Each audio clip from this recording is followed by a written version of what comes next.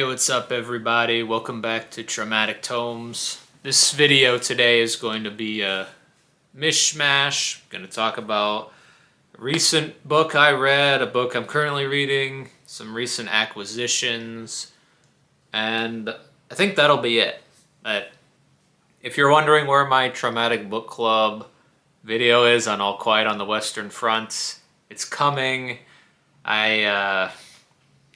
I took a little break from BookTube and reading, just was kind of burning out. So I have finished the book and I have a lot of notes. I just need to get through that, and the video will be out hopefully in the next week. But also, there's not going to be any Traumatic Book Club in March due to some personal stuff I got going on. I don't want to devote any time to that. So in the All Quiet on the Western Front video, I'm going to let you guys know about a book for April if anyone wants to join on that. But one book that I finished recently, Dune Messiah. Dune Messiah by Frank Herbert. This is the 1969 sequel to Dune. Probably my favorite book of all time. Definitely my favorite science fiction novel of all time, but Dune may be my favorite book of all time. I've read it twice now, and it was even better the second time, and it was already one of my favorites.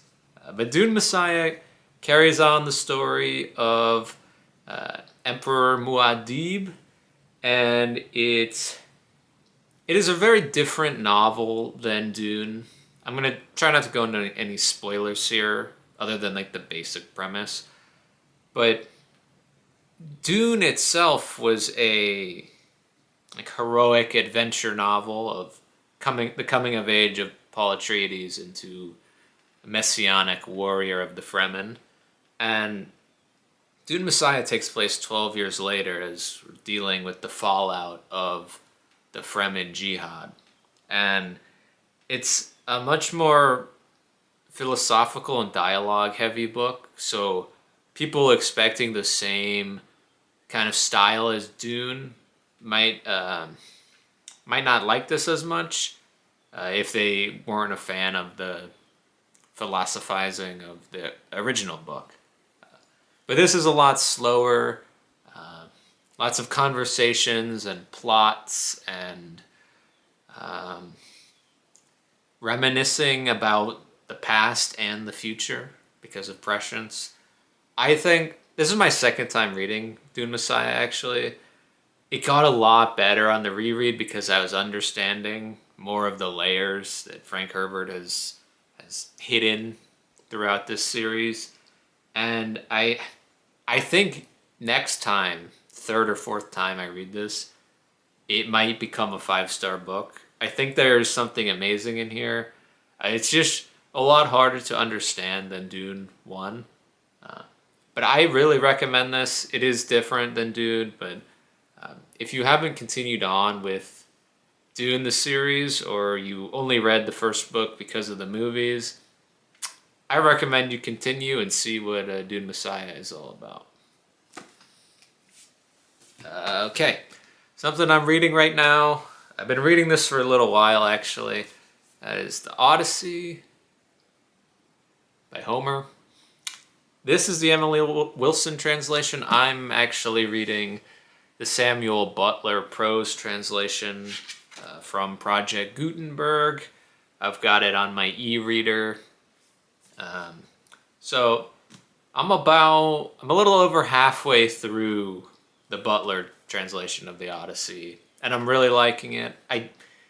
The translation is from 1900 or a little earlier, so it's over 120 years old, and I was worried that it would be archaic.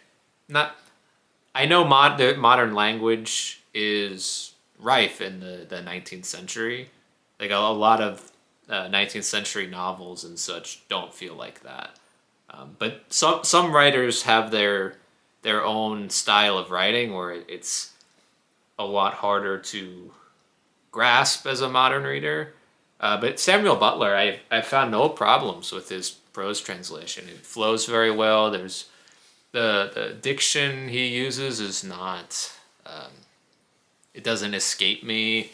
The way he crafts his sentences is fluid, I think. So I recommend that if you want a free translation of the Odyssey. Of course, this follows the story of Odysseus or Ulysses in his 10-year journey trying to get back to Ithaca, his homeland from the Trojan War at Troy. And Odysseus and his men piss off Neptune, the god, or Poseidon or Neptune, the god of the sea, and Neptune makes it really hard for the boys to get back home. And meanwhile, at home in Ithaca, there's a bunch of grubby wooers, the suitors who are trying to marry Ulysses' wife, Penelope. So Penelope's holding them off. Her son Telemachus is trying to get rid of the suitors, but he has to live with them, and Ulysses is just trying to get home. So yeah, I'm really enjoying it. I've never actually like fully gone through the Odyssey, so I'm glad to do it now. I'm trying to catch up on the Western works of the canon, or the Western canon, however you compile that, and also the movie's coming out. So yeah, the Odyssey by Homer, I'm a little over halfway through. I'm taking it slow, and it's pretty good. Some stuff I picked up recently. For you Historathon Quarter 2 fans, I found this at Goodwill. Got the Norton Anthology of English Literature, volume, I don't know, but it's the Middle Ages. And this is a slimmer volume of Norton Anthology. Sometimes they break them up into more specific volumes, and some of them are just like large time periods. I don't know exactly how they break these up, but this anthology has a lot of great primary sources, just mainly snippets of these people. But it's, as far as I know, Norton anthologies are to provide a general overview of primary sources or writers of the specific time period. So it has Anglo-Saxon literature, Irish literature, Anglo-Norman literature, 14th and 15th century, like Gawain, Chaucer, John Gower. Got some religious writings, Julian of Norwich, Marjorie Kemp. Then some general, like Middle English lyrics, Thomas Mallory with Morte d'Arthur, and some other random things that I didn't know. But I love medieval history, and I'm terribly read on the primary sources, so I've been accumulating a lot of collections of primary sources, and this Norton anthology will be great for reference. Or it's not that long. It's only like 500 pages, so I could also just rip through this at some point, just see which authors I want to read more from. So yeah, really excited to find this at Goodwill. Like, when do you ever see a Norton anthology at Goodwill? Yeah, so there's that. Next on, I got a large hardcover, The Story of the Irish Race by Seamus McManus, with some stones on the front. And this is, I'm not sure how this book is regarded, but it is a long history of Ireland and the Irish peoples.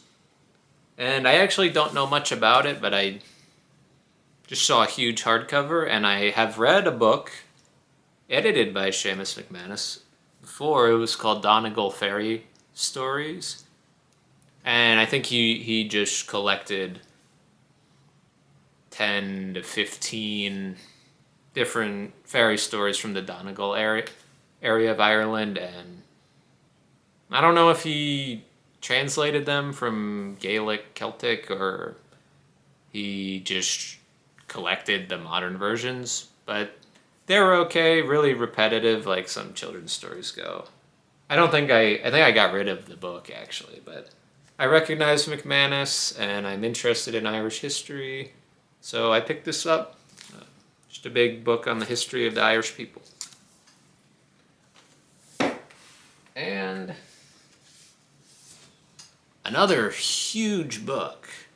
We got F. Scott Fitzgerald. The classic works of F. Scott Fitzgerald. This is 2 novels and 19 short stories. It does not include The Great Gatsby. But I was thrilled to see this because I like collecting big omnibus or collected works just to save on shelf space with the classic authors. So with 2 novels, we have This Side of Paradise and The Beautiful and The Beautiful and Damned. So that's 2 of his. I'm not sure how many novels he has. These 2, Tender is the Night, Great Gatsby, The Last Tycoon, technically. Are there a few more? I don't know. It also includes short stories from Flappers and Philosophers and Tales of the Jazz Age. So that's 19 short stories in total. One of them being The Curious Case of Benjamin Button, which I think most people have heard of just from the movie. And who's it introduced by? I don't know. Doesn't say. But yeah. Awesome find, also from Goodwill. F. Scott Fitzgerald Classic Works. A huge book. How many pages is this? 850 pages, but it looks like 1,000 or so. So, yeah. Those are 3 books that I picked up recently at different Goodwills.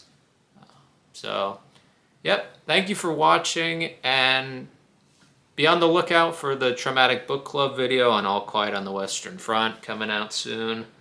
Hope you guys are reading something good this week. We're in the month of March now, so already 2 months down in the reading calendar. So, yeah, thanks for watching, and I'll talk to you later.